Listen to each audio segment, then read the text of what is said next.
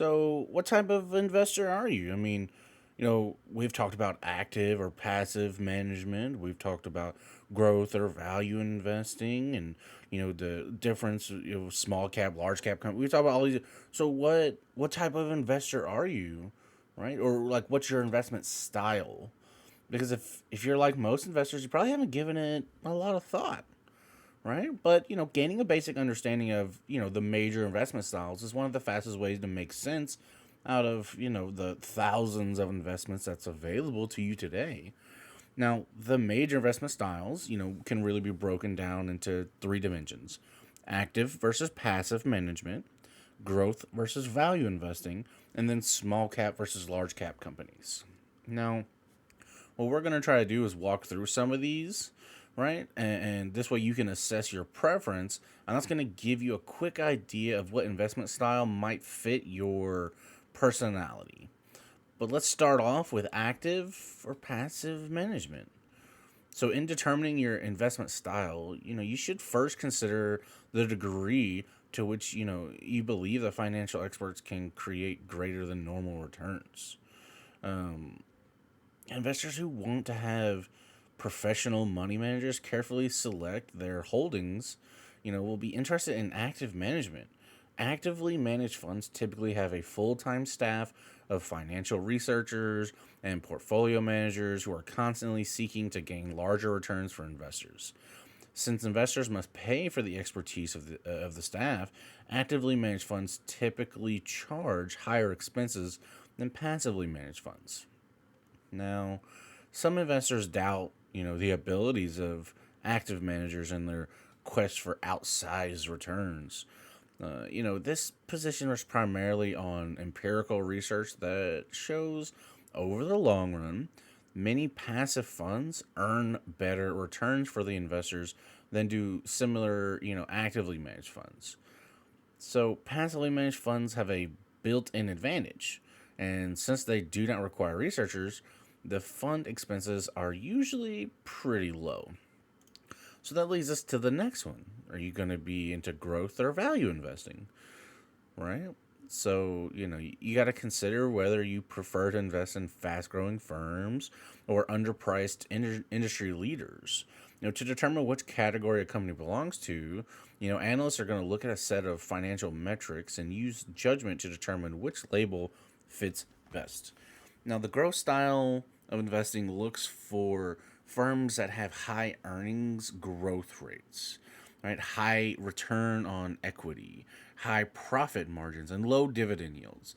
The idea is that if a firm has all of these characteristics, it's often an innovator in its field and making lots of money. It's thus growing very quickly and reinvesting most or all of its earnings to fuel continued growth in the future. the the value style of investing is focused on buying a strong firm at a good price. Now, for this, analysts look for a low price to earnings ratio, low price to sales ratio, and generally a higher dividend yield.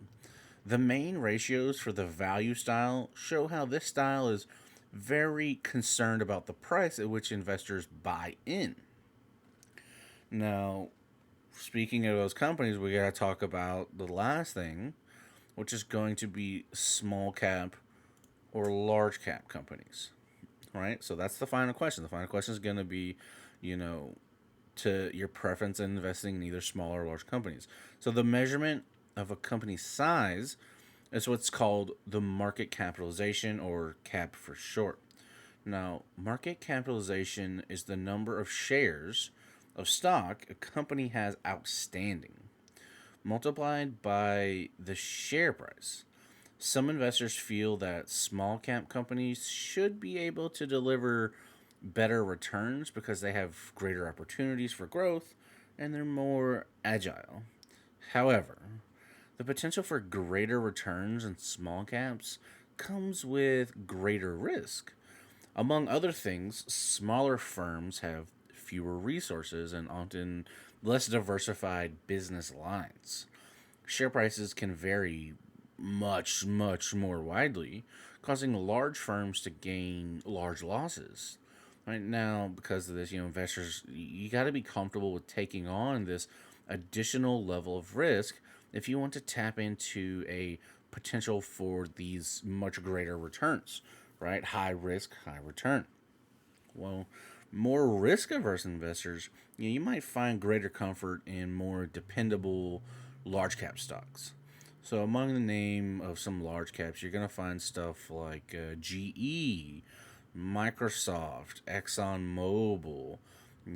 These firms have been around for a while, and they have become the 500-pound gorillas in their industries, right? I mean, they're just huge, huge companies.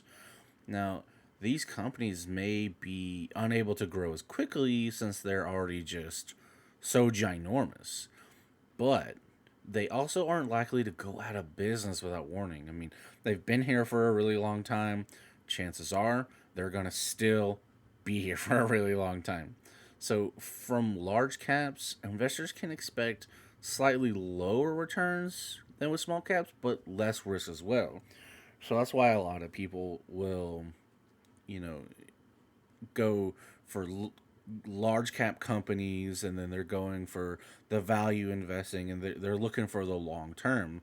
Like someone like me, right? I'm gonna invest in large cap companies, value investing, long term.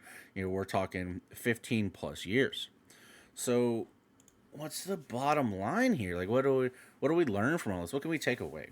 Well, investors should think carefully about where they stand on one on each one of these, right? Take one at a time, right? Small cap or large cap, growth or value, and then active or passive, right? Just think about each one individually and then go to the next one. And chances are, if you're into value investing, you're going to be into large cap companies, which means you're probably going to be into passive management, right? Same thing is going to be, if you're into active management, then it's mostly going to be growth and small cap, right? Now they kind of go together, but sometimes you can get active growth and large cap, like depending on what happens, and clearly defining the investment style that fits you, right? It's going to help you select investments that you're going to feel comfortable holding for the long term, right? So, like I said, what worked for you might not work for me, might not work for your friend, might not, you see, just make sure you do the research for you, right? And don't take what someone says on the internet as what you need to do, right? Um, it's just everyone's different and everyone's goals are different, right? So I really hope you guys enjoy this video. Hopefully it'll help you make some better decisions down the road. If you liked the video, go ahead and hit that thumbs up. If you haven't subscribed to the channel, I'd appreciate it if you did. But until I see you guys in the next one, y'all be safe.